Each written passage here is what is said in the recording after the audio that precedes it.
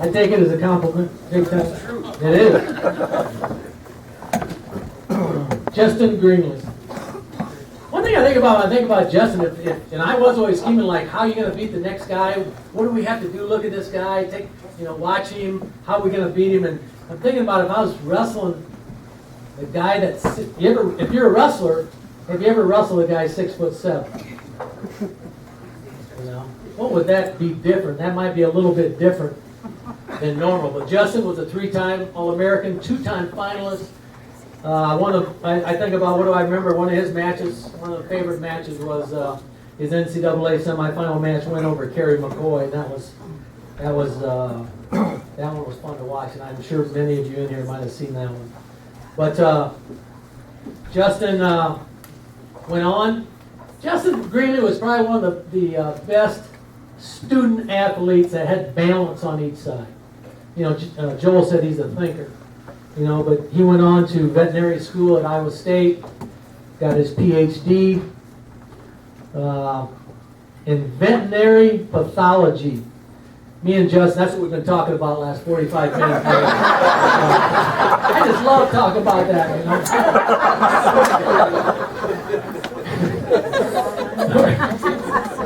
I actually asked him, what is that? And he works in the National Animal Disease Center in Ames, and diagnoses different diseases in animals, and he's living his dream. He's living his dream doing that, and he's also helping out at Ames High School and in the wrestling program, so he's still giving back as well. But Justin Greenlee, I think it's our 123rd inductee. Let's welcome.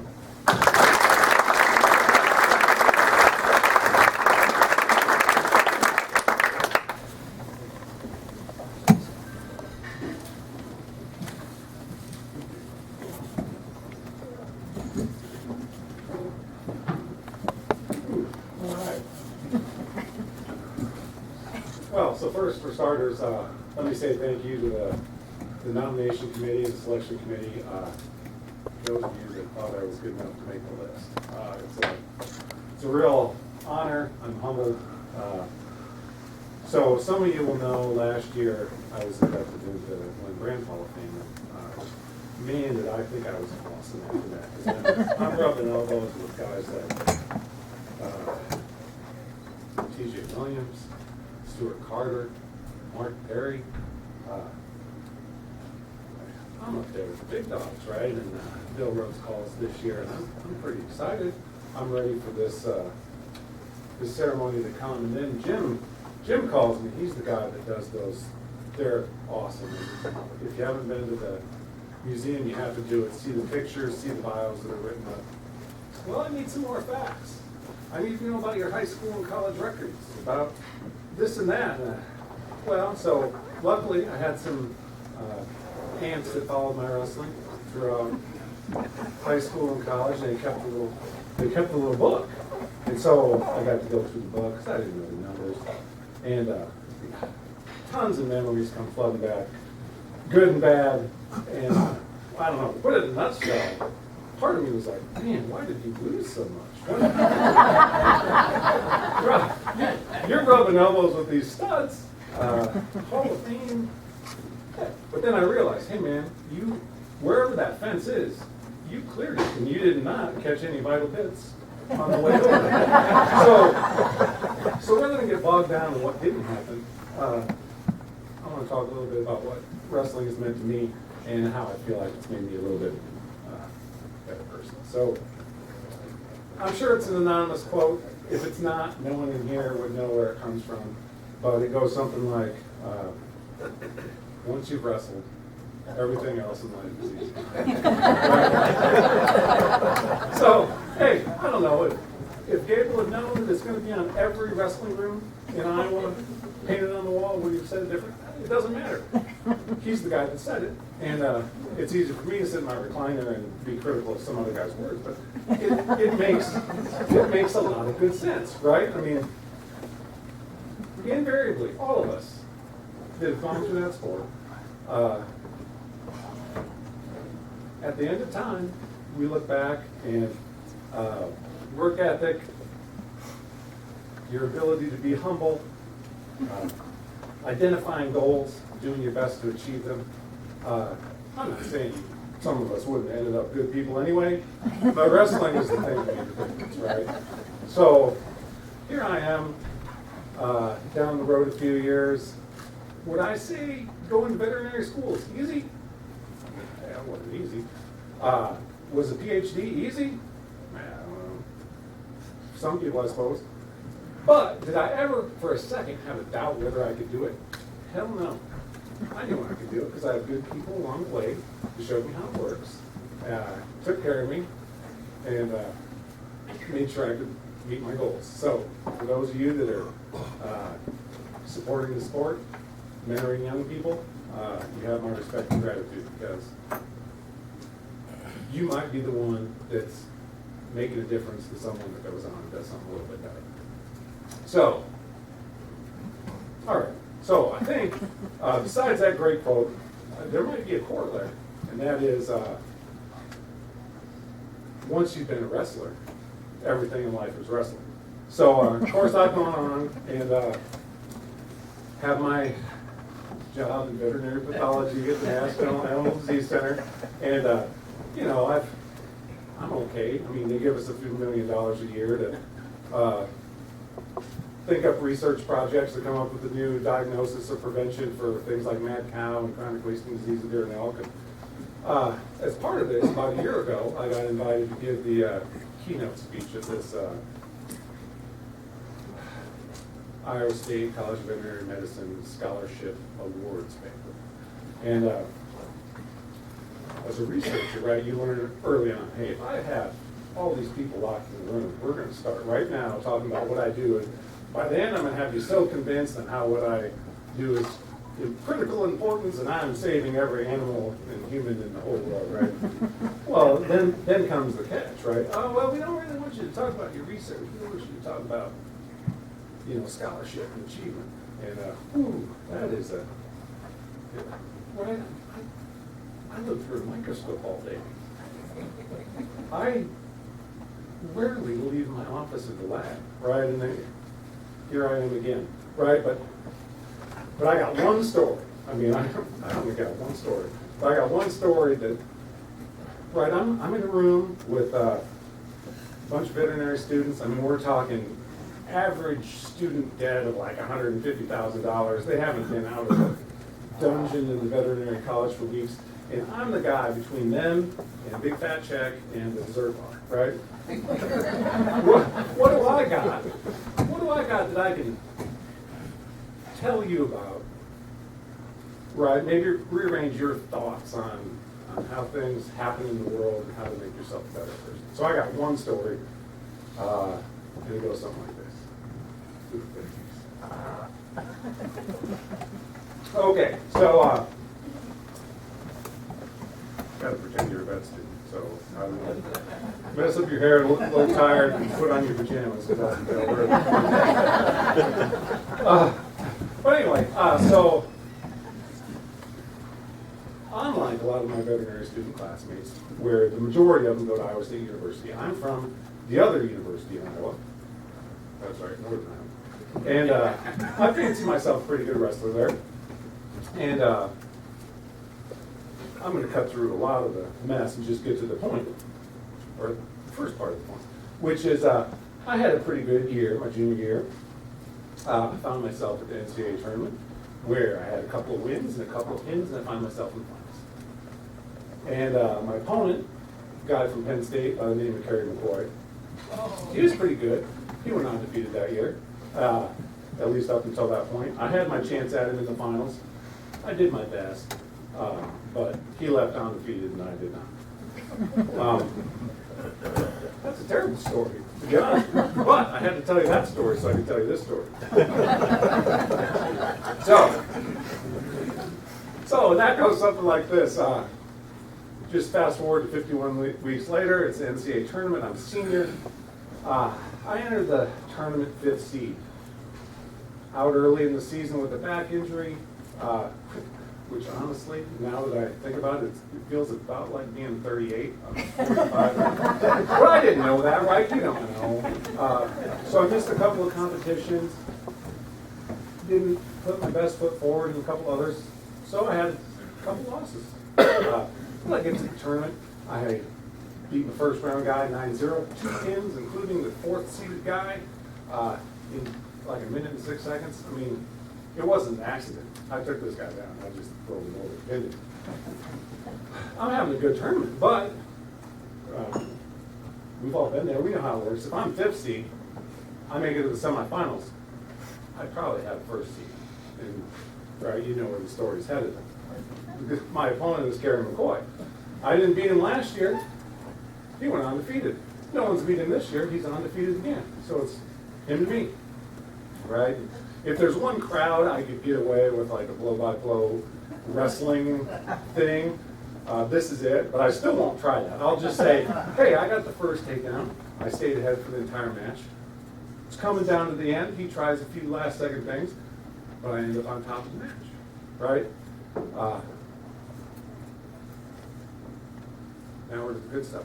So at that moment, right, the feeling, I mean, even 20 years later, 20 plus, I mean, knowing that you worked hard, did all the right things, gave it your all, and you come out ahead, I mean, that feeling, it's hard to believe. And then in that silent time in your head, as the match is done, if someone were to ask, like, hey man, what do you need? What do you mean, what do I need? I worked hard. I won that match. I'm satisfied with the job well done. I don't need anything more. I've realized now that's foolish. I mean, as a stupid kid, you think, oh yeah, I did a great job. It's all about me, but it's not all about me. Because I looked up and I thought, I'm going to acknowledge my good Panther fans, right? Because I'm wearing purple, I want them to know, right, that I appreciate their support for the last 5 years, and I did my best, and I wanted to share that, right? And I think for a split, self-important second, I'm thinking, why in the world are they not standing up? Because did they not see what just happened? That was awesome. And then I realized it's not because they're sitting down, it's because everybody's standing up. And now here's where I have to share the rest of the story, right? So, I mean, I'm an Iowa kid, and Nationals this particular year at Carver Hawkeye. So I'm sure everybody's super excited about my success. But I'm wearing a purple outfit, not the black and gold, but there's more to the story. So Friday's a big day at the NCAAs, right? This particular year, Iowa is the eventual champion.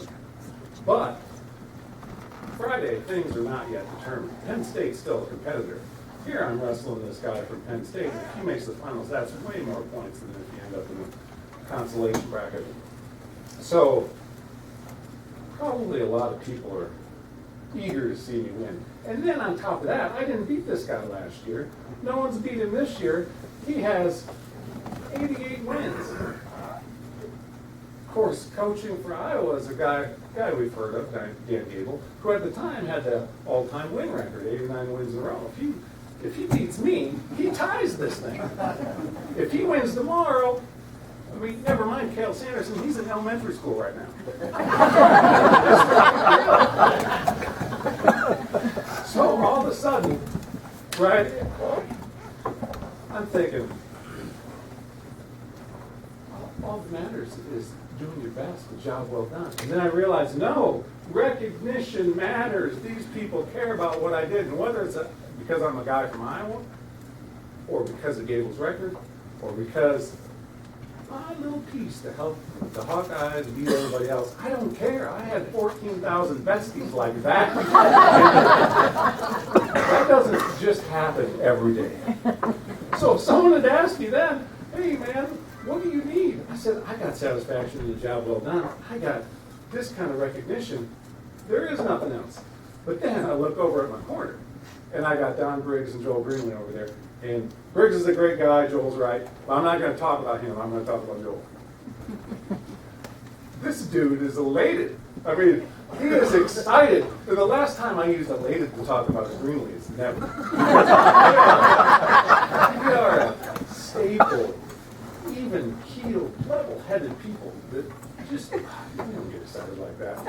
But, and I have the veterinary students do this. I think we should all do it too, where you just close your eyes and you think about your happy face, right? Last time you saw pure joy on someone's face, what was it? Right? Maybe it's your child the first time you fed them birthday cake, or your mother at Christmas when all the kids are home. But I know your happy face is not some 265-pound dude with ugly cauliflower ear, sweating through his dress shirt with a Tom Selleck mustache. But mine is.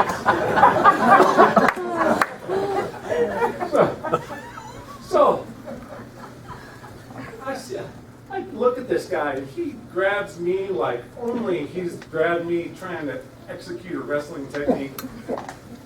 And we embrace, but this isn't work, this is for fun. And I'm 254 pounds, but he holds me into the sky. It's like a Lion King moment. I wish I could do that same thing.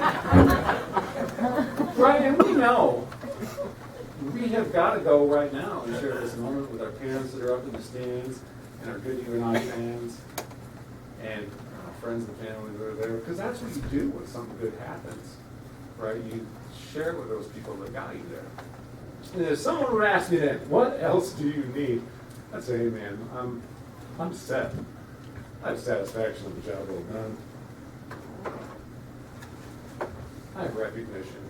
I'm sharing it with my friends and family. I think then if I said, hey, that's all I need, that's close. But it wasn't until like 5-6 years later probably I realized, I don't think he was happy for me. I think he was happy for him. Because